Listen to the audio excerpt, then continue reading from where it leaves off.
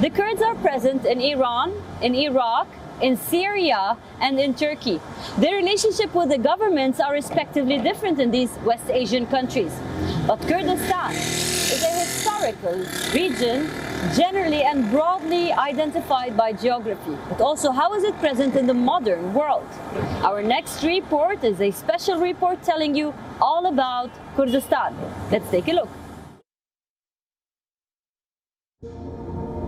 Kurdistan, a geographical region caged in the chapters of history.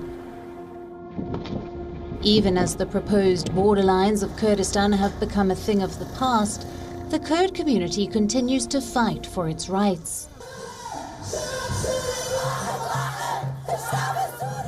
The map that you can see on your screens right now is the region where 25 to 35 million Kurds live. The question that arises is, where did these Kurds come from? The Kurds are indigenous peoples of the Mesopotamian plains and the highlands. The region now comprises of southeastern Turkey, northeastern Syria, northern Iraq, northwestern Iran, and southwestern Armenia. Kurds form a distinct community, and the Kurdish people stand united through race, culture, and language. But the fourth largest ethnic group of West Asia adheres to a number of different religions and creeds.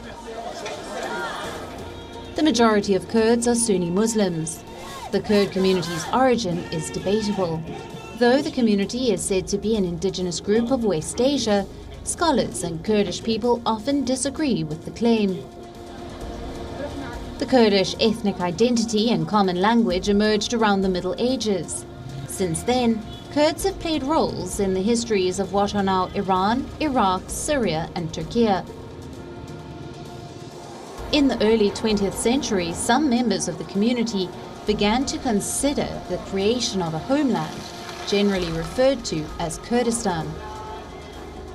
After World War I and the defeat of the Ottoman Empire, the victorious Western Allies made provision for a Kurdish state in the 1920 Treaty of Sèvres. But the dream of having an autonomous state was short-lived. 3 years later, in 1923, the Treaty of Lausanne, which had set the boundaries of modern Turkey back then, made no provision for a Kurdish state. The first signature to the historic treaty. The treaty left Kurds with minority status in their respective countries. And over the next 80 years, any move by Kurds to set up an independent state was brutally quashed.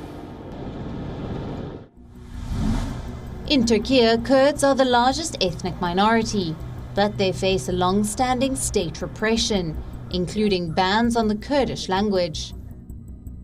The Turkey president has announced ground offensives against Kurdish groups multiple times. Turkey's struggle to subdue Kurdish fighters has spilled over into Syria, where they are the largest ethnic minority. And even here, Kurds face state oppression. Various Kurdish defense groups took over large swathes of northern Syria during its civil war while working with the US forces against the Islamic State.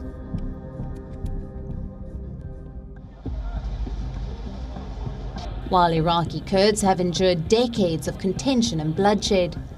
During the Iran-Iraq War of the 1980s, Iraq attacked Kurdish civilians with chemical weapons, and a rebellion was brutally suppressed.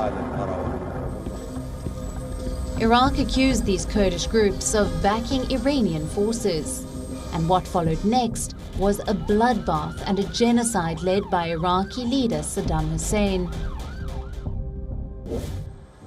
Iran tells a tale not much different from its other neighbors. Here too, Kurds face state oppression. The Iranian Kurds too were accused of backing Iraq during war. Iran's third largest ethnic group, Kurds initially supported the Islamic Republic, but a Kurdish uprising throughout the 1980s and 1990s was followed by a crackdown. Amid growing tensions in the West Asian region, the Kurd community continues to fight for its rights. Bureau Report, WION World is One.